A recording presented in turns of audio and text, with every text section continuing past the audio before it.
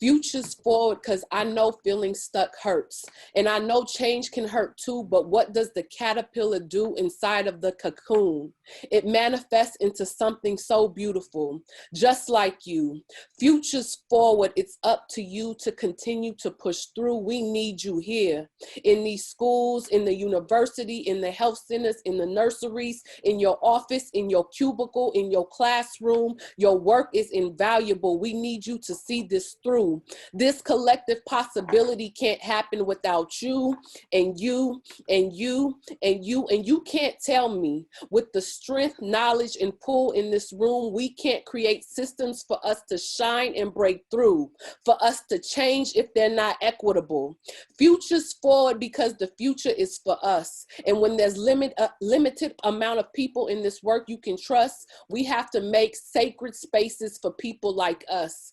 Futures forward, since we are forging ahead, we are not going to spend time waiting or complaining. We are making change within, creating systems to combat institutionalized racism. Done are the days spent talking about it. We are going to be about it, shout about it, be real loud about it. Social justice nerds, we proud about it. Futures forward, because the future we want is determined by us. The work we are doing right now is a must. Your allies and co-conspirators are among us, so trust the process and give into love, righteousness, and truth. Be authentic and always be the real you. Futures forward, because we don't want our youth to inherit struggle. We rebuttal against notions of poverty when there's a wealth of knowledge out there for free. Like Erykah Badu said, the wise man knows that he knows nothing, so trust me when I say futures forward, because the future is for us.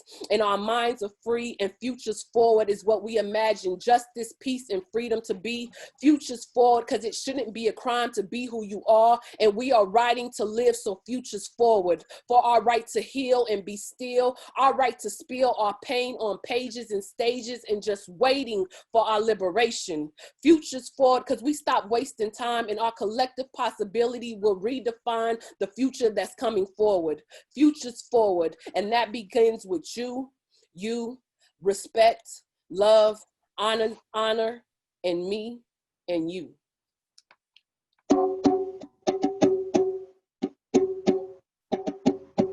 Hello, everybody. Happy to be here with you. So this panel is going to be family style, conversational, and it's really around the theme of can't stop, won't stop, education justice in the now, which we know as education justice warriors, that education justice work doesn't stop no matter what's happening in the world. So we have some phenomenal people who have agreed to join us and to share their thoughts and their skills with us, and so we appreciate them. I want to do a quick introduction of our panelists, and then we'll pivot just briefly and allow one of our panelists to answer one question first, because unfortunately he has to drop off because of an emergency. So first on the panel is Cloudy. Cloudy is a youth poet laureate with the Sacramento Area Youth Speaks. And the reason she does the work that she does is because she believes people turn to artists in moments of crisis. When they need something beautiful amongst all the chaos, they turn to activism and art. She fell in love with the beauty that's represented in both. And Cloudy, can you lift your hands up, let the world know who you are? There she is. We heard a little bit of her artistry at the beginning, so we appreciate you for joining us. Next, we have Maria Fernandez. Maria, lift your hand up for us. All right, Maria is the Senior Campaign Strategist at the Advancement Project. Maria has over 17 years of organizing experience, and she started this work out as a youth organizer in New York City and nationally to end the criminalization and policing of Black students and youth of color. Thank you, Maria, for joining us. Thirdly, we have Zakiyah Ansari, who's the Advocacy Director at the Alliance for Quality Education in New York City. And she's committed to ending the oppression of Black, Indigenous, and people of color by providing the foundation of a high quality, equitably funded public education. Welcome, Zakiyah.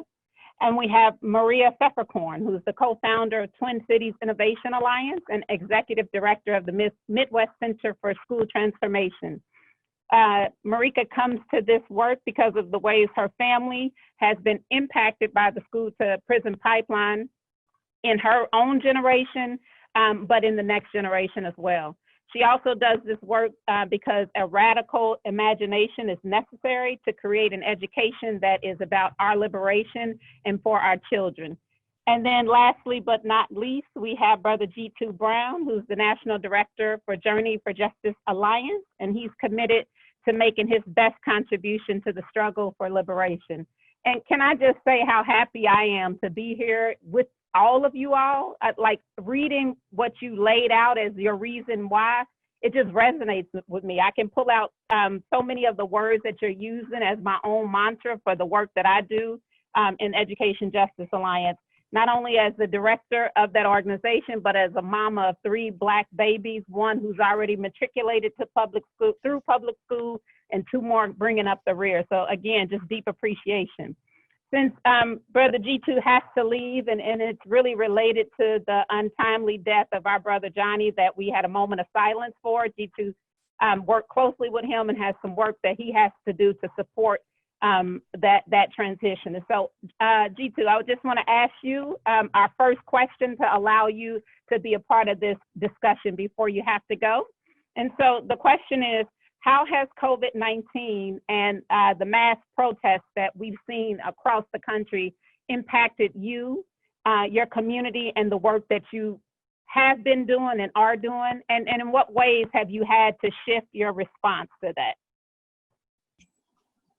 The impact of COVID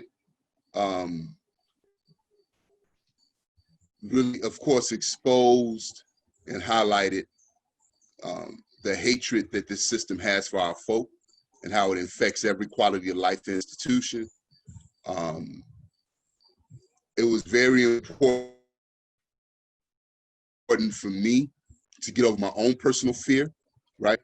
You know, I'm not 25 anymore, so I had, the male ego could be something, but I had to really be honest and say, this is dangerous. So we consulted with some brothers that were emergency room physicians at Northwestern Memorial Hospital.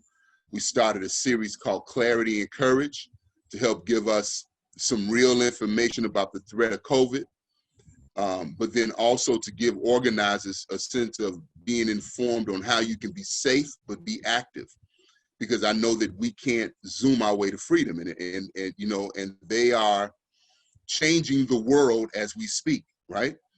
And so that was important to figure out how we could be active, how we could be present.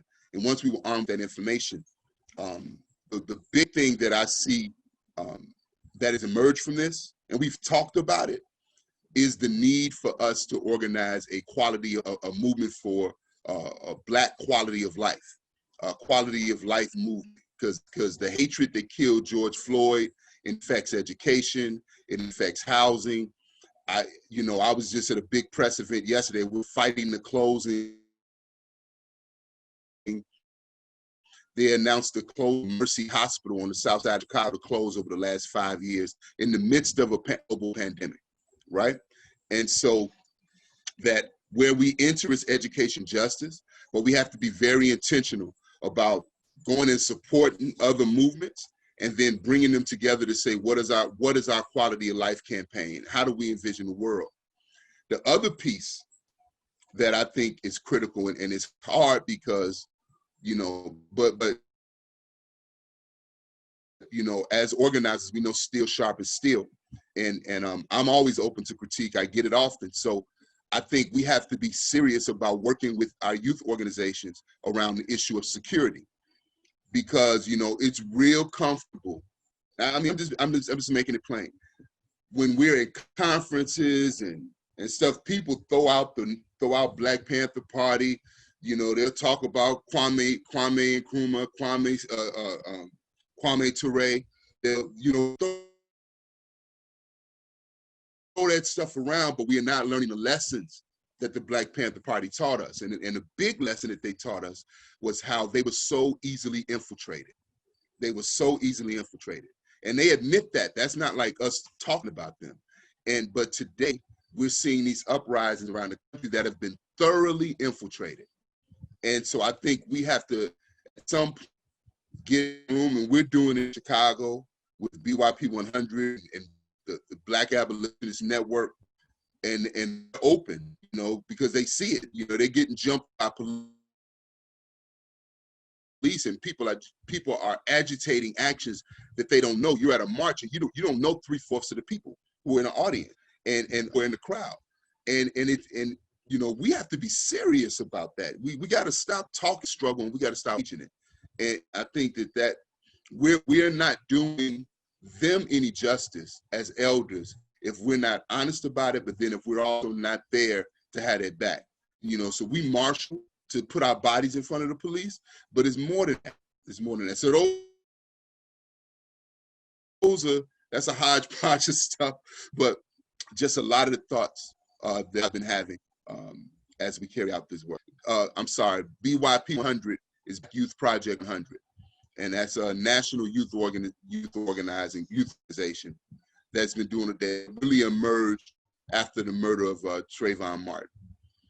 And they're national, they're around the country. And one of their primary advisors is Dr. Barbara Ransby, who wrote the book on Elevate. Thank you, Jitu. And as I listen to you talk, right, a word, you know, pops up in my mind that I'm hearing from you, and it's safety, right? First, it was safety around how you navigate safely in this COVID pandemic moment, right? And I really appreciated you naming that fear that popped up as the pandemic first came to fruition, because I think that fear was a fear that resonated across our country, but really for you to lift up strategically reaching out to professionals to figure out the best ways for you to keep organizing in your community in a safe way, well, is an important value that I hear that you listed. But then also thinking about safety for our movement, right?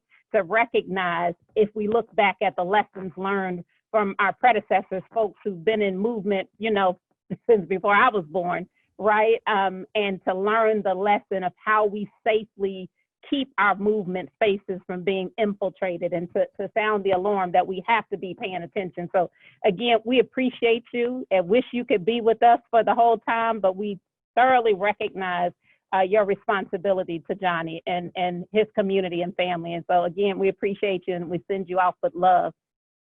Thank you. Thank you, sis. Appreciate you. You're welcome. Peace, buddy. All right, so that leads me to the rest of my powerhouse crew, and I'll just ask that question again. And as the spirit moves you, please feel free to answer the question. And if we get a little lull, then I'll turn into my mama teacher hat and start calling your names. But don't make me do that. So I'll repeat whatever. I'll repeat the question just to help you all along. And that question again is, how has COVID-19 and the mass protests impacted you, your community, and the work that you are doing? In what ways have you had to respond or shift your response? I'll go first since my silence button is off. I would like to say during COVID, I'm really going to come from the lens of our youth and community and how that has really impacted our community at large. And one is that our young people were hit really hard initially with COVID because as soon as the jobs started closing, business started closing, our young people were unemployed and they were not able to actually access unemployment benefits. And so it hit our families really hard because a lot of our young people are supporters in their families and major contributors. And so we've been actually advocating at the state level to include them in unemployment. I will also say that youth programs have shuttered significantly in the Twin Cities. Our youth programs lost funding. So just this past week, the YWCA did a huge round of layoffs. The Cookie Cart, which is a youth entrepreneur program, I think at least 16 programs have been shuttered, and there's a ton of youth workers that are transitioning out of the field because of this, rather than figuring out ways to work with the schools.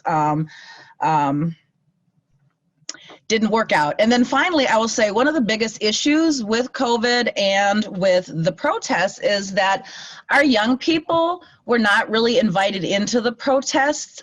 There was a lot of adult leadership, a lot of adults speaking on the platforms. And so when young people got their voice, it was at youth rallies that they created for themselves, whether it was at the Capitol or the recent one that they had at the Department of Safety. And so the biggest challenge with us during the protests with COVID and all of that is our young people are still being silenced and not being listened to and not being engaged as solution makers right now. And so that has really been hard for our young people, especially being disconnected through school, still responding to a lot of the stuff that's happening on social media about George Floyd, and thinking about going back to school with students. Most of you know that Minnesota is like, I think we have 14% people of color or Black students. And so going back into schools that don't reflect them and not feeling safe because their teachers and their peers are not really understanding what's happening or how to respond and support. And so in general, our young people feel like they're just being spun around. Thank you, Marika. And I guess I will actually call on Cloudy. Yes, Cloudy, I see that hand. Go for it. I think it's appropriate. So as one of the young people that was previously mentioned, I graduated this year as a senior, and I was a very, very busy student slash activist and young person. I was at most of the protests. I was speaking out a lot about these things. And I also worked 2 jobs. I was in 7 clubs. I had all AP classes. I was applying to colleges. And it went from me being this like very busy, very responsible, very involved person to all of a sudden no job.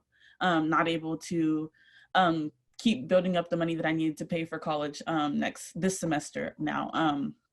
It went from like performing at all these places and people wanting to hear my voice to all of a sudden it's mainly adults speaking, and we were like the momentum of the movement. It was mostly young people walking and giving like that footwork and that emotion and pushing for it on social media. And then like when you look at the platform, it wasn't representing the same thing. I will say that in the beginning of the protest, my parents very much were like, you're not leaving the house. They would not let me participate. And I was like, but I'm going to, and that caused a lot of like riffraff in the house.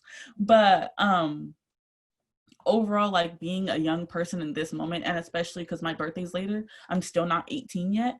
So like I didn't get any stimulus money. I didn't get any unemployment, anything that's going to help. And it was like a serious cutoff from like making $500 a month, like, well, every 2 weeks, sorry, not a month. And like putting all of that towards my college, like tuition, to all of a sudden now I have to fill that gap, and I had a plan of how I was going to pay. So COVID-19 overall has been a really weird experience. Did it give me time to like reflect and like more time to do work and stuff, and like the process of art, of like doing my art? Absolutely it did.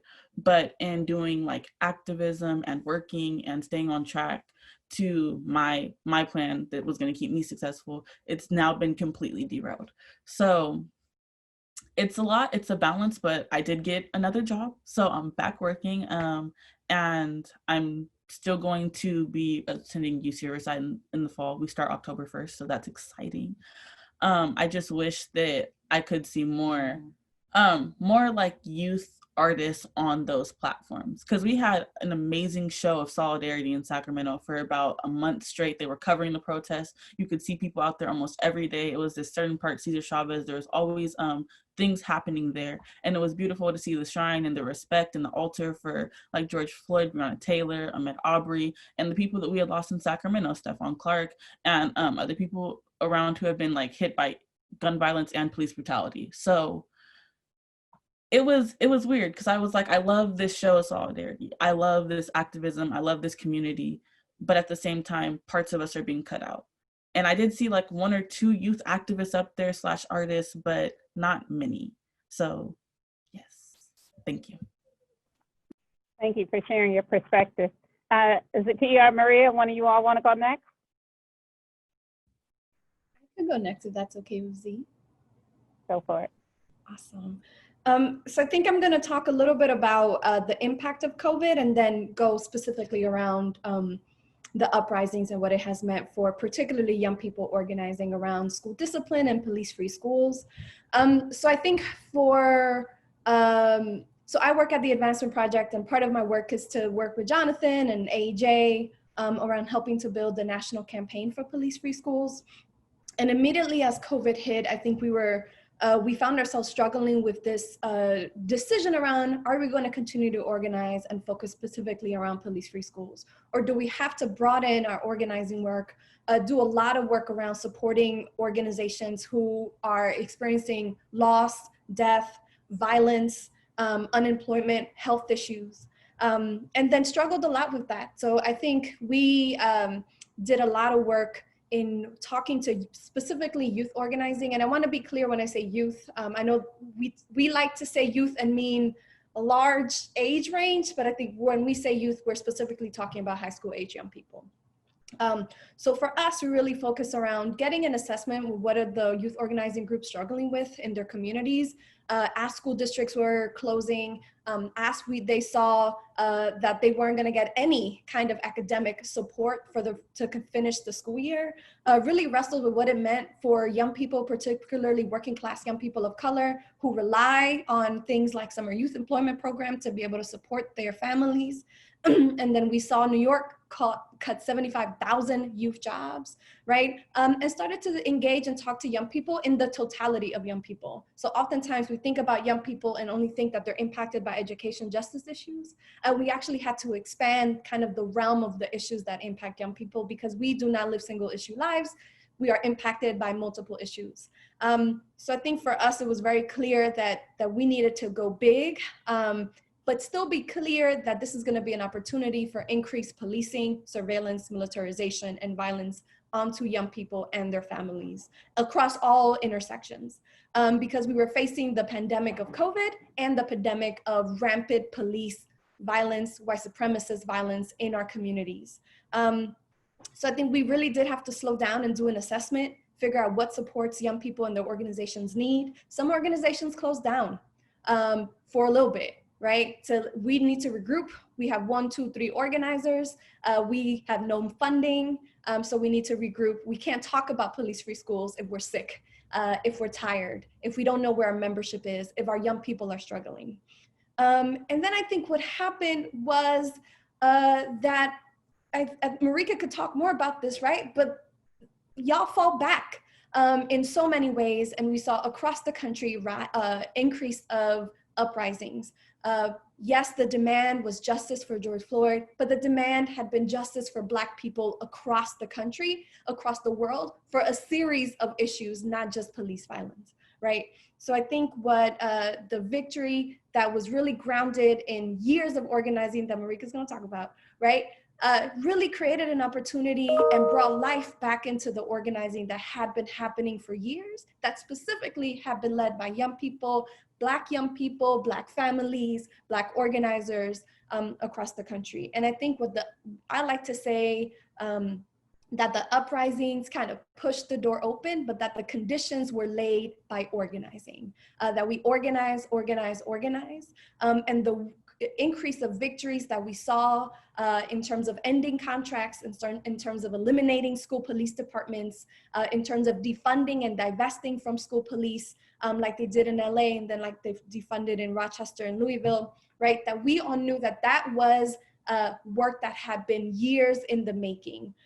So while I think COVID-19 will continue to expose what we already knew, that the system does not care about Black people, the system does not care about immigrant young people and families. The system does not care about queer and trans people in our communities, right? It exposed all of that and is out there for the world to see, which I think is an opportunity. But absolutely, we had to reflect back, think about how do we support our bases of folks who are struggling, who have been struggling for years, and also point out the contradictions of the moment that we are in and question the American project as it exists. So I think for us, we had to do that reflection, and then we had to pivot and meet the moment. And young people did that, and they will continue to organize. Post-COVID, hope that is a reality, right? That we become post-COVID, but that we'll continue to organize regardless of the level of police repression, regardless of the level of state-sanctioned violence across all the issues that impact our communities, and that they're resilient. So I think for us, that definitely has been how COVID has shifted our work and how the uprisings have, breathed in new energy in our movement. Beautiful. Thanks, Maria. Go ahead, Zakiyah. Yes, thank you for that, Maria. It's so interesting that it's called Can't Stop, Won't Stop, because a few days before they actually shut down schools in New York, we kind of knew that was going to happen, and we're planning one of our large lobby days in Albany, like literally that Tuesday, the Tuesday after they shut the schools down. And we got together and said, we know this is not going to happen. Parents were already afraid. They were already like, I don't know if I want to go anywhere. Imagine taking a 2.5 bus ride to Albany and 2.5 bus ride back, and you don't know, like you're afraid. And so we totally went remote for that. We had a virtual town hall or lobby day actually, which was amazing, and hundreds of people got on. And what it told us in this moment of COVID is that one, it was easy to organize a lot of folks to get on instead of a bus, to get on a virtual thing. So we got more folks there. But people were starving and continue to starve for more information and how to take action. And another thing is that education justice became and continues to be the thing now. That's on every TV station, everywhere they're talking about reopening, right? And so this is our moment. This is our moment, right? To really elevate and highlight the inequities that have been exposed, to actually allow, excuse me, Black and brown folks, like our organization, the Alliance for Quality Education, that for 20 years been fighting for equitable justice, and everybody is catching up now because it's a health issue, right? Like, to allow us to acknowledge that and give a little side eye to it, to say, we happy that y'all on board and people want to strike, but as Maria shared, a lot of the things that were already happening in our schools were happening pre-COVID. And so now everybody's kind of in the same boat. This thing is happening. So it allowed us to like really unpack that, really engage folks in a deep way. The thing that's different is that state thing is our thing. We are New York State focused organization. New York City we dabble in, but we've never had to go as hard as we have.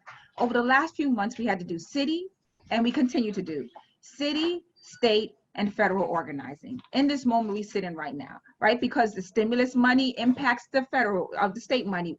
So, we know that we don't have money. We literally don't have money. So to be able to be the center point of folks wanting to know what to do, offering them actions to take on all levels, has really stressed out the organization, but also has allowed multiple opportunities to really get a lot of folks on board who normally weren't. And so that's been really helpful. The thing around the voice, parent, youth, educator voice over these last few months not being heard, not being listened to is not new. But once again, it allowed us to use that frustration of, while normally we might not have been able to gauge 100 people or 60 people to an action because they were in school, they were at work, or they were somewhere else, we were now able to get them to say, hey, emergency conversation around education, this is what we need you to do, all hands on deck. And people would come to that space and take action literally there while we were there, or would share it. And the reason we know they would share it is because they would post on social media, etc. I just wrote a letter. And so we were doing actions with City Hall around police-free schools. We had 4,000 people sign a letter. We had never had that kind of engagement really on a local level before. And it impacted the conversation, right? And then lastly, I'll just say, that what it also did is that, again, knowing that parents and others, many of them are afraid to go out. So rather, we know we can't fully organize behind Zoom. A lot of our parents who are strong leaders and continue to be that are just not ready to make that move. And so those ways, the Zoom and other things like that, and taking action has allowed them to feel hopeful, to feel useful, like they're doing something to make the change, and also to have their voice be heard. Even though they can't physically be in Albany, which they might have come with us, they can still have their voice be heard and actually be advocates for others who are in the same boat as them. And so they really have garnered, we've really been able to garner, we actually have 10,000 more folks on our email list than we had a few months ago. So people want to know. That's powerful. Our next question is around lessons that you're learning, but I think it's important to pull out some of the nuggets I'm hearing from you all.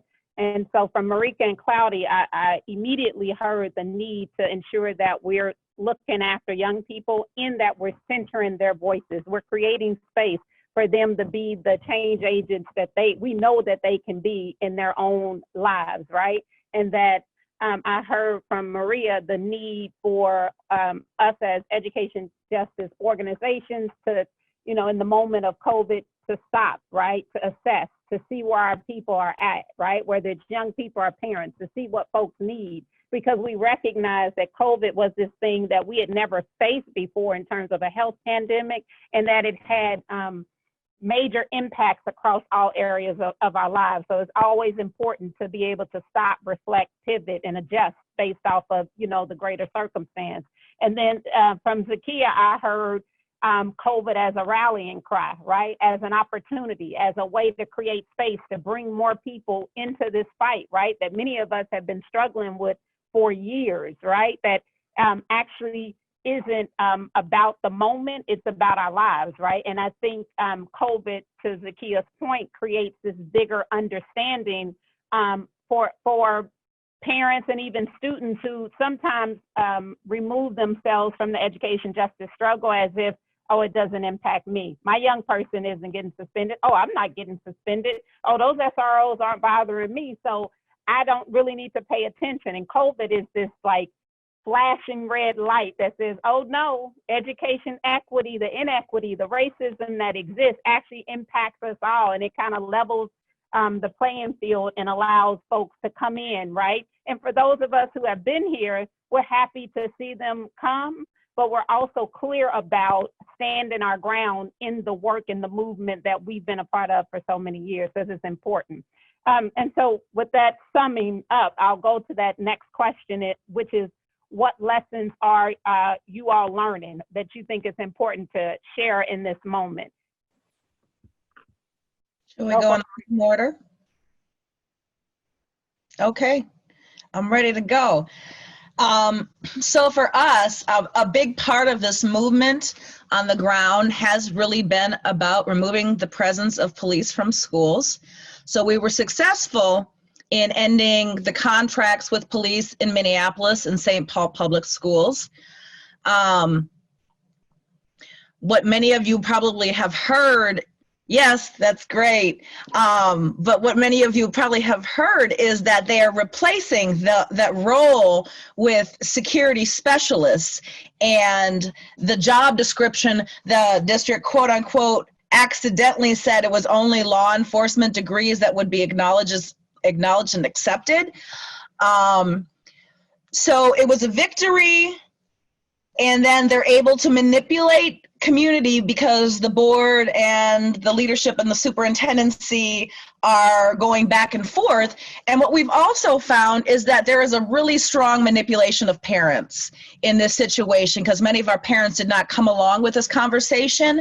So it's all parents that are on our school climate committee who are now guiding and directing the district on how to respond next. And so really doing a campaign around parents really engaging with young people around those conversations, because what we found is that our students supported it, and then you'd see their parents online saying, we will never support this. And so bringing them together is really critical and essential.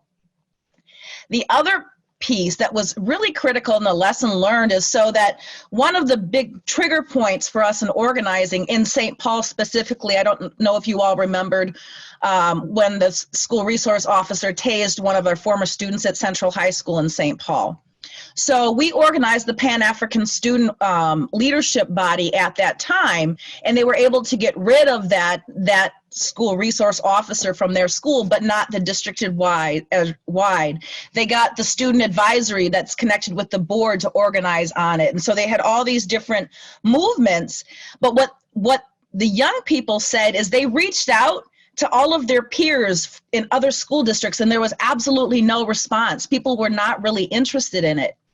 But this time, with the response, the murder of George Floyd, the uprising, the young people were able to connect on Instagram, and 21 school districts in the state of Minnesota got together for a rally against police-free schools.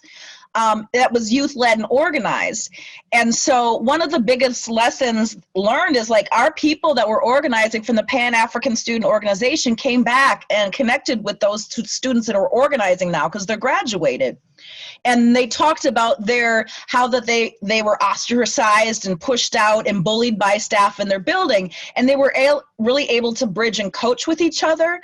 And so really building those relationships of those that have done the work and that are new to the work, and then using Zoom because of COVID, all of these young people are really hard to organize normally on the ground because they want to be in person. But now they're able to use these technologies and it's a part of their culture now to do this. So we believe this will carry forward in our organizing with statewide organizing. I also just want to say, again, back to that point about the school security officer, that change is happening, but not transformation. And transformation is just not on the menu. As they're talking about the budgets for alternatives, they're just scrapping it. And then the conversation about how COVID has caused these huge deficits in budgets, and this battle to really put these alternatives in place, that is really the next battleground around the money and how it will be allocated in this time. And then finally, what we are finding, again, with that marginalization of parents, is that they're actually doing another layer of further criminalizing of students in the schools right now, even without SROs being on the table. And that is through the policies, whether it's having to wear uniforms or clothes, and their Zoom calls, their attendance, their crisis management, their threat assessments, all of these things are still in place. And now they're buying into a larger criminalizing culture that is undergirded by parent support. And so really, we've done a successful job of organizing the youth, but we have to have an intergenerational response in order for us to be successful. And those are our brief lessons. I've got 28 more. Okay, thank you. I will not share them. Thank you. So in the interest of time, because there's one other question we want to get to. I'll ask if there's one person who wants to weigh in on lessons learned, please feel free to do so, and then I'll pivot to the next question. Anybody burning with some lessons? Go ahead, Cloudy. I would just like to point out that like we've all been at home. And so right now being a part of the movement and supporting the movement is easy. It's very easy to hop on Zoom. It's very easy to send an email when you don't have a job and you're sitting at home, when you don't have classes and you're sitting at home. It was ridiculously easy for me to be a huge activist on Instagram, on Facebook, on Twitter right now. But once we go back, like post-COVID, once we go back to schools in person, once we go back to work in person, once we're not driving places all the time, trying to get to places on time and like being busy, is this movement still gonna have the momentum it does? And if we want it to still have that momentum, we need to start planning for that now. How do we keep people engaged? How do we keep going forward? And like, I'm super excited that all these people came out to support George Floyd and Breonna Taylor, and they fought against police brutality across the world. I mean, we had other countries protesting for it. But at the same time, everybody was at home with nothing to do. All there was to do was be an activist. So how do we keep that momentum? How do we get people who weren't listening to us beforehand, who are listening to us now, because it's all they have to do, keep listening after the fact? And so that's something that I've been trying to figure out in my head for a very long time, because I'm like, it's great. It's amazing that we have all these people out there, but who's really down for the cause when it's disrupting their schedule, when it's not fitting into their idea of what they want? Because even the other day I was in a Lyft and I heard somebody say, yeah, I support Black Lives Matter, but I'm no longer down for the movement, you know?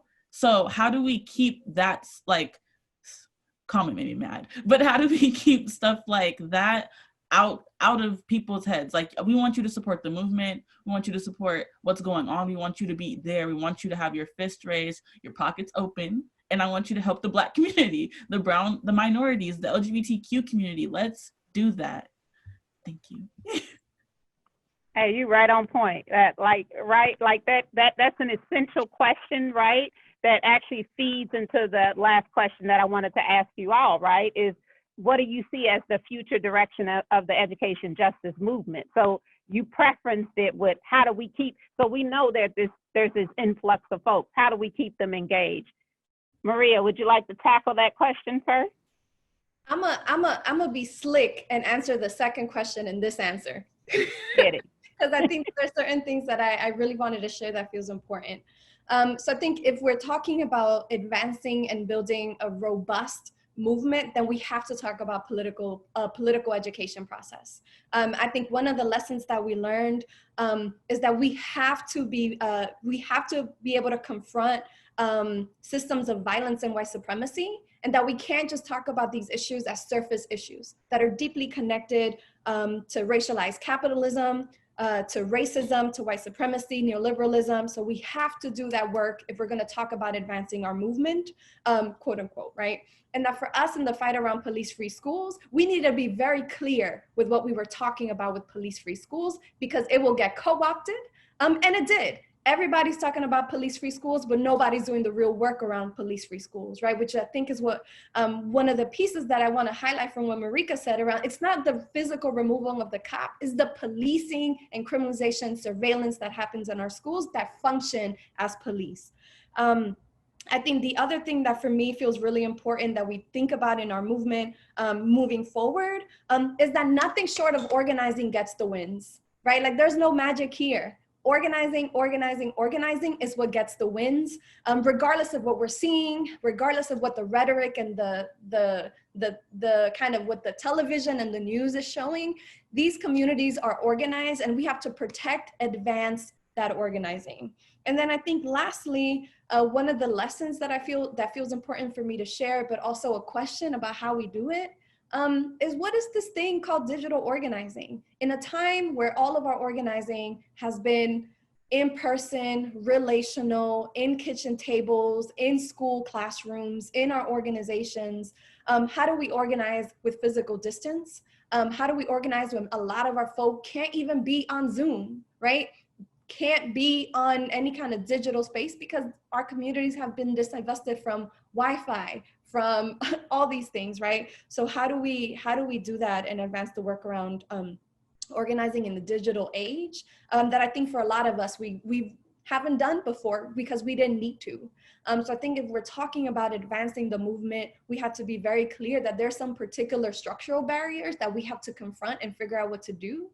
And that we're gonna have to start thinking about what are unofficial networks. Like if kids can't be in class and we know these schools suck and they're not learning things digitally and it's dangerous to be online, what are the informal networks that we know our communities have that we could tap into as we're advancing this work? And again, we have to do the deep political education process because we have to connect all of the things that our communities are struggling with to deeper systems of oppression, like racialized capitalism, like white supremacy, like neoliberalism, and don't take what they give you as a win because they're figuring out how to adjust. So always organize.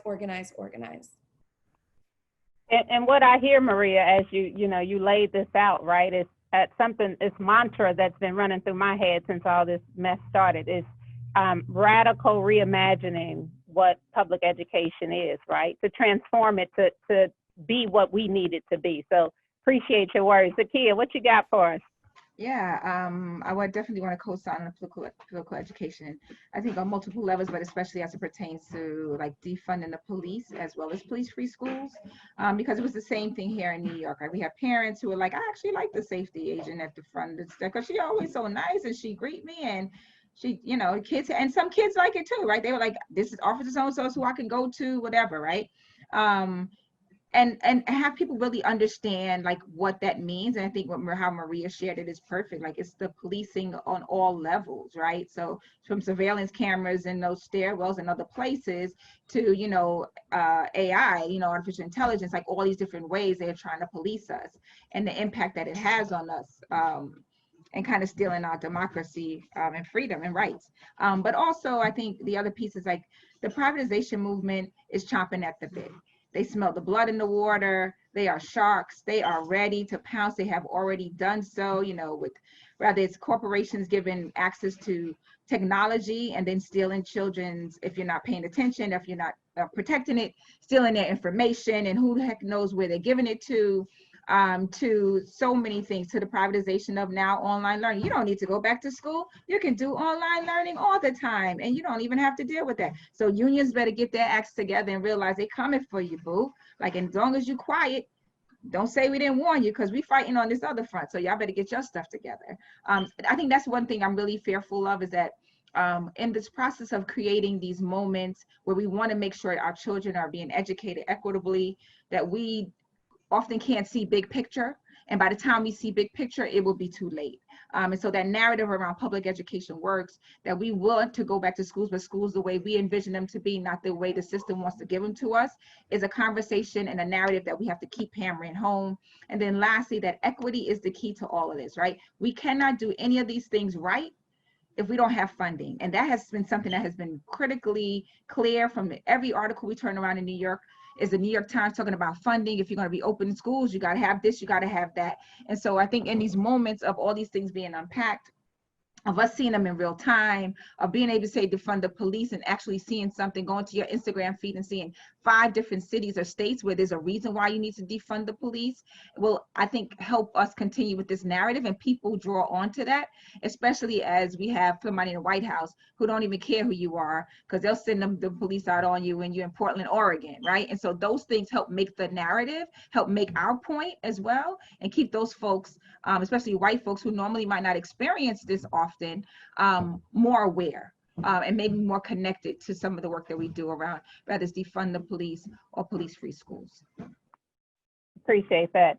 Claudia, Marika, would you like to weigh in on the question? What does education what do you see as the future direction for the education justice movement?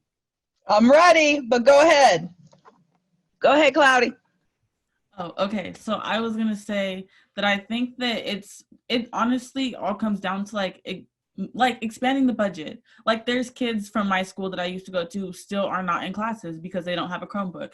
And before I graduated, one of the things I was saying is we need a Chromebook for every student in school. There's not many of us, we're a small charter, and it's ridiculous that because we're a charter, like, we have 2 sides of our school. We have a business side and an education side. In our community, they're buying businesses, they're opening restaurants, they have all this money to do these things, but you can't get a Chromebook for every student. You can't improve our facility. You aren't putting things like menstrual products in the bathroom for girls, or people who identify as being a woman. It's ridiculous that these simple things can't be done, but you guys are out there putting on ads for the white people. And I don't like that. I very much don't like that. And I always asked about that. And now COVID has happened and we're supposed to be doing school online. And there's students that I know who are brilliant and they want to be at school and they cannot because they don't have the technology they need. There are kids who are not able to eat because all that the school provides is lunch. There's students, like my job right now, because I do work in that community, we are doing a food drive for those kids because I was like, this is ridiculous. I have friends who literally are not eating. And so I think that we have to figure out a way to get the government to expand the budget for our schools. We need to be able to support these kids financially. I mean, we're not using up light bills anymore. We're not using up AC and heating bills anymore. Let's put that money somewhere else. Thank you. Go ahead, Marika.